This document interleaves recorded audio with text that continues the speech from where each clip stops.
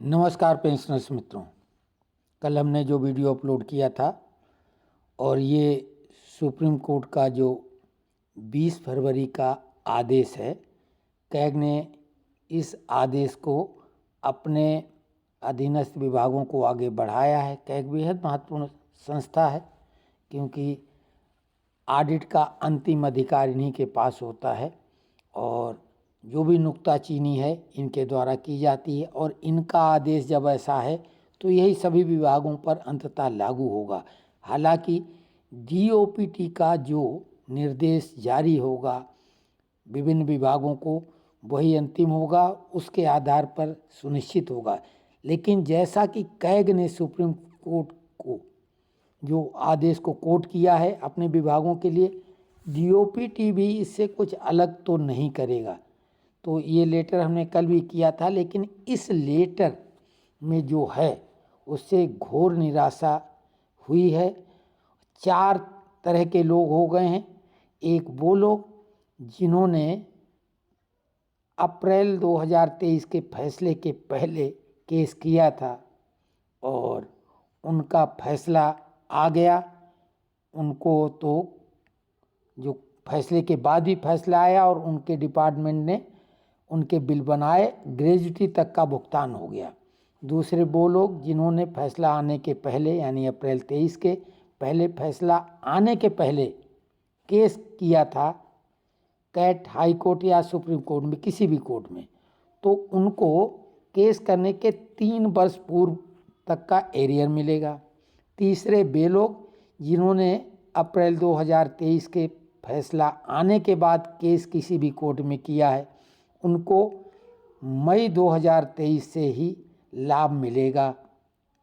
चौथे वो लोग जिन्होंने केस नहीं कर पाया था और जो अप्लीकेंट को आवेदक समझकर जिन्होंने एप्लीकेशन भी दी, तो वो अधिकारी नहीं होंगे, क्योंकि आवेदक एप्लीकेंट का मतलब है जिन्होंने कैट में केस किया है और पटिशनर वो हैं जिन्होंने हाई कोर्ट में केस किया है। ये कन्फ्यूजन जो अभी वर्तमान में भी कार्यरत हैं एडमिनिस्ट्रेशन में, उनको भी कन्फ्यूजन था और है, लेकिन अब वो कन्फ्यूजन ख़त्म हो गया है इस आदेश के बाद कि एप्लीकेंट मतलब कैट में केस करने वाले और पटिशनर मतलब हाई कोर्ट में या सुप्रीम कोर्ट में। तो निराशा की बात है, लेकिन रिव्यू पटिशन की तैयारी आप लोगों के कहने के बाद और हमें भी इसमें निश्चित रूप से निराशा के साथ में आक्रोश भी है कि ऐसा कैसे, ये कैसा न्याय है, ये आधा अधूरा न्याय है, इसे खंडित न्याय कहा जाएगा।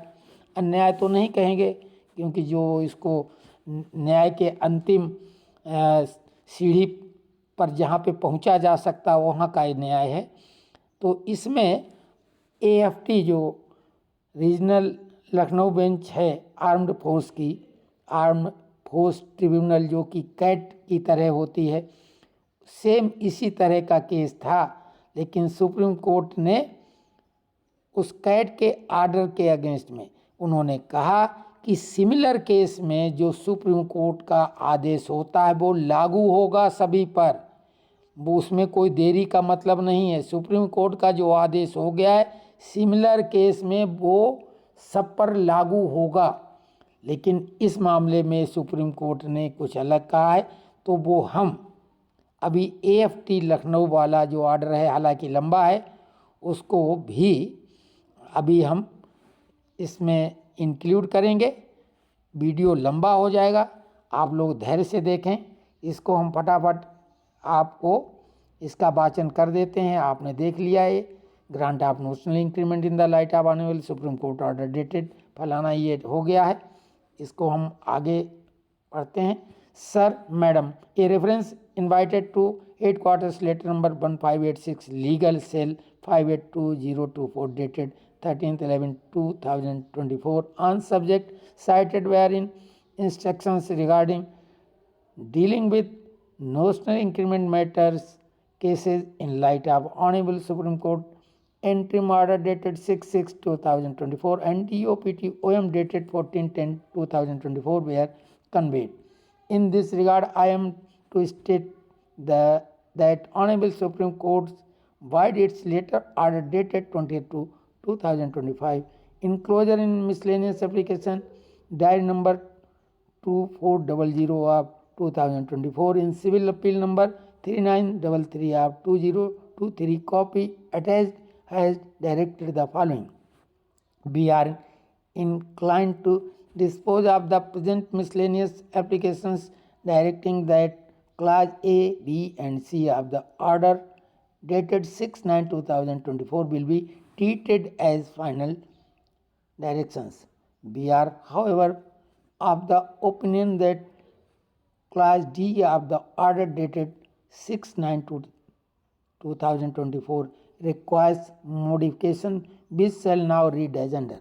In case any retired employee filed an application for intervention implement petition, original application before the Central Administrative Tribunal High Court, this court, the enhanced pension by including one increment will be payable for the period of 3 years prior to the month in which the application for intervention implement rate petition original application was filed.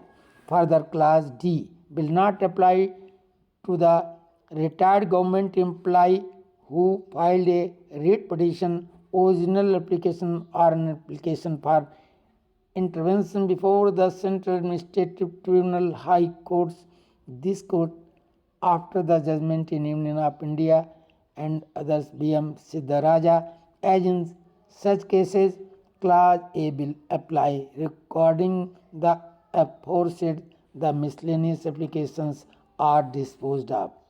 We further clarify that in case any excess payment has already been made, including arrears, such amount paid will not be recovered.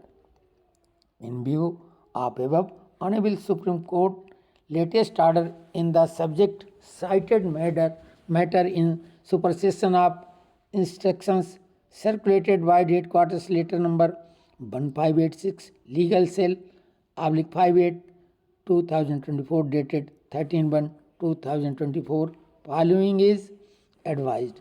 As per the order, third parties including retired employees who filed writ petitions, original applications or intervention applications before the CAT, High Courts or Supreme Court after the judgment in Union of India and others versus M. Siddharaja, that is after 11/4/2023, will be eligible for pension revision.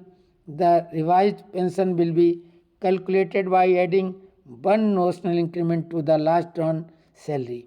This benefit will be effective from 1/5/2023, meaning arrears from prior periods will not be considered. To the cases that have already reached finality, that is where the legal process is complete and the judgment has been implemented, will not be reopened.